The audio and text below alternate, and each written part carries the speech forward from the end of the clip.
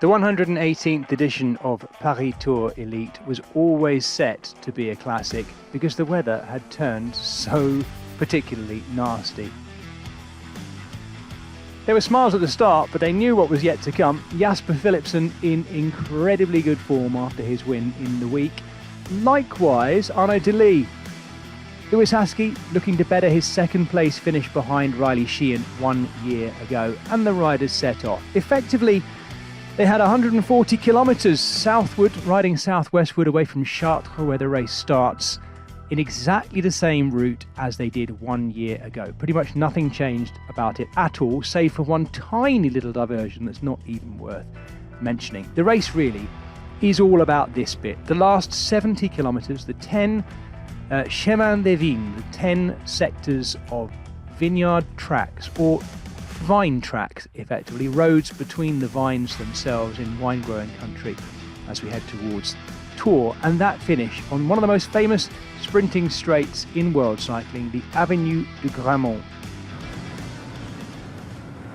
Well, initially, we'd have a breakaway of 5 riders, who were then replenished and joined by a very strong Edoardo Affini. Lidl-Trek all day long were marshalling the front end, and we always presumed thinking about Mads Pedersen. Affini was dragging Mikel Retegui and Enzo Boulet with him up the road, but seemingly it was part of a plan that was being unfolded by Visma Bike that would be evident at the end. Just before we got to the first Chemin des Vignes, the first off-road section, Mads Pedersen attacked, and he took with him Pascal Eckermann for a while. Pascal Eckermann, the former German champion, riding for Ismail Premier Tech, looking really good too, until he was dropped because Mads Pedersen was absolutely flying. Out front, Affini and the other two were aware that Pedersen was coming across because they started looking round. Pedersen was absolutely flying. That was the moment at which he dispatched Pascal Eckermann. Eckermann who looked good, actually, but couldn't quite hang on to Mads Pedersen. In fact, no one could. And at this point, we were wondering whether he would make the jump across. He did, and I suspect in the next shot, you'll see what happened. This was the last point at which we could really see the riders' faces or their kit, because all 10 of the Chemin des Vignes were absolutely coated in gloopy mud. Not deep mud, but gravelly, wet mud that turned the Chemin Blanc, the white roads, into hot chocolate, cold chocolate roads. Mads Pedersen made the jump and would immediately start asking, here we go, Edoardo Affini, if he'd work with him. No chance. So there was a plan for Visma Bike. The question we were asking at that point was, what was the plan? Mads Pedersen, polite about it, just discussing it with Edoardo Affini, and then doing what Mads Pedersen does best, get to the front and drill it. Well, we wondered whether that was the final split, and it would all be about Mads Pedersen dispatching gradually with those around him, which he started to do. First of those being Mikel Retegui, and then Edoardo Affini still sitting on. But it became evident that as we got through the sectors, Sector 7, counting down, of course, third one in, became evident that Edoardo Affini was starting to struggle by this point, having been out there for an awfully long time, and Mads Pedersen was on a very good day.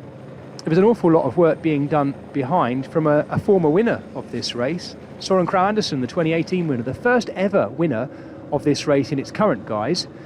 But even he then would have a mechanical problem, doing a long hard turn to keep Jasper Philipsen up there in that leading group, but then I think a rear wheel puncture. Christophe Laporte decided his opportunity to kick off in the middle of the sectors had come, and off he went. Lidl-Trek expectantly going to cover it, and in this instance it was Matthias Vasek, the 22-year-old, who's having a brilliant year this year for Lidl-Trek. Lidl-Trek understandably then soft tapping and covering things at the front a little bit, while Vasek went with Christophe Laporte, and by this point we could just about make out faces, but that's about it. Conditions absolutely atrocious and yet wonderfully epic all at the same time in Paris Tour, really celebrating these vineyard tracks, which sometimes at this time of the year can look absolutely beautiful in dusty, dry conditions. None of that today, though. Well, Mads Pedersen was trying to hang on to a flying Christophe Laporte, but it would be a struggle. From having looked like the strongest rider in the race, Mads Pedersen, It was starting to take its toll. 214 kilometres Paris Tour in its 118th edition, I should say.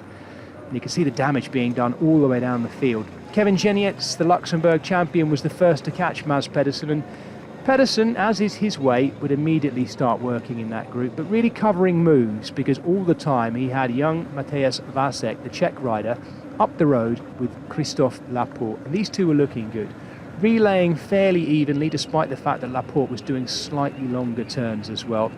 And by this stage they were very close to turning onto one of the most famous finishing straights in world cycling, the Avenue de Grammont. Christophe Laporte knew he'd get a chance to use his sprint on one of these most famous sprinting straights of all time, and he waited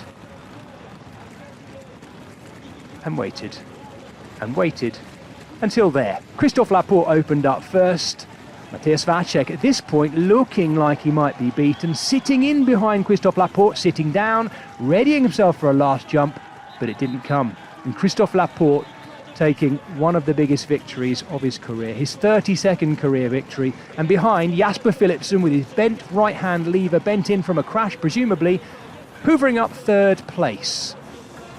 Just ahead of Mike Turnison and Alexis Reynard, the Cofidis man, sprinting well, but Christophe Laporte adds Paris Tour to Gent-Wevelgem, Dwars door Vlaanderen, European Road Race Championship, and a stage of the Tour de France. It's quite some palmares, isn't it?